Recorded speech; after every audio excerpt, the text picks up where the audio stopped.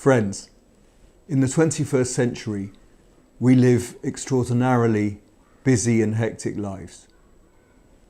We are so fraught that often the world around us seems, as I heard Rabbi Meir Soloveitchik recently describe it, to be cacophonous.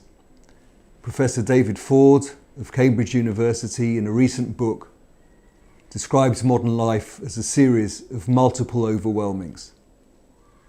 James Gleick, the author of a book called Faster, The Acceleration of Just About Everything, says that if we go into a lift, we'll notice that the button which is most likely to have the paint worn off it is the closed door button, as we jab repeatedly in order to save ourselves a few precious seconds.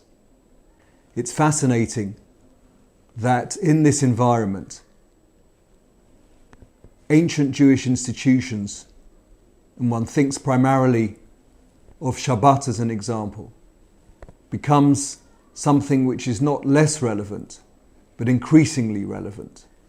Shabbat, with its glorious freedom from the iPod and the closed door button on the lift and the Android and the non-edible BlackBerry and email. There is a very interesting word in the English language, the word sanctuary.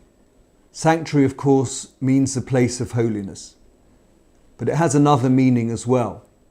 A safe place, a haven, a retreat, a shelter. I believe that Jewish practice, Shabbat, but also other aspects, such as prayer, Jewish study, the friendship and companionship that one gains in a Jewish community. These are all things which can give us perspective and can be a retreat for us, a safe place in the hectic world in which we live.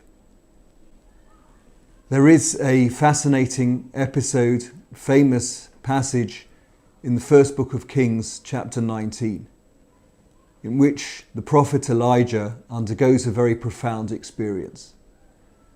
There is a wind which passes by him, a powerful wind which rips up the mountains, but the Lord is not in the wind.